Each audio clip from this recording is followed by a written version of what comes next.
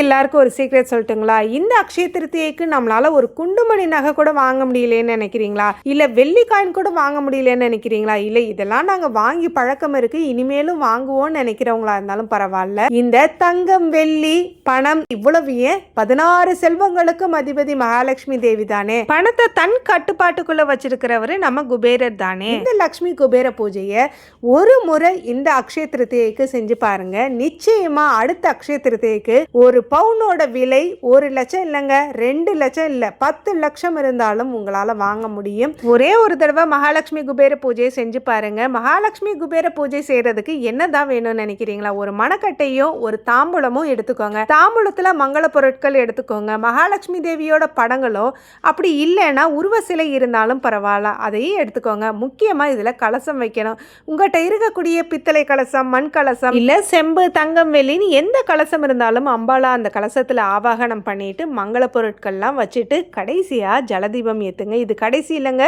உங்க வாழ்க்கைக்கான ஆரம்பமே இதுதான். இதோட முடியல. அம்பாளுக்கு பக்கத்துல ஒரு மனை வச்சிருக்க இல்லையா, அந்த மனையில குபேர எந்திரம் வரைஞ்சு 9 இதழ்கள் கொண்ட தாமரை வச்சுக்கோங்க. அந்த தாமரை இதழ்கள் மேல 10 ரூபாய் காயின், அதுவும் பித்தளை காயினா எடுத்து வச்சுக்கோங்க.